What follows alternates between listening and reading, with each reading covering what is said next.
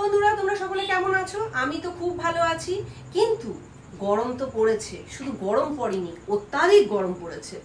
তা এই গরমে মানে সবারই ঘরে বাইরে একই অবস্থা, একমাত্র এসির ভেতরে থাকলে একটু ভালো লাগছে।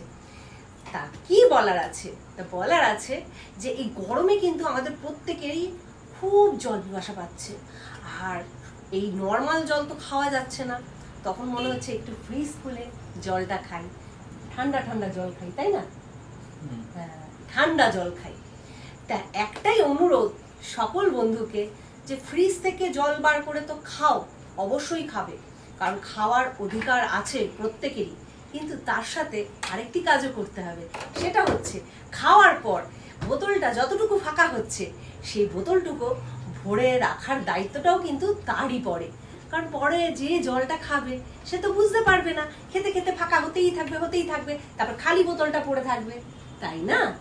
তো তখন জল খাও, জল খেয়ে জলটাকে আবার সমান পরিমাণে ভরেও ফ্রিজে ঢুকিয়ে রাখো, যাতে পরের যে মানুষটি জলটা বার করে যখন খাবে সে যখন ভর্তি বোতলটাই পায়। জল খাবে, জল ভরবে না, কি বলবো, সব কথা বলে দিতে হয়। খুব মজা লাগে না বার করে করে জল খেতে? মজা তো লাগবেই।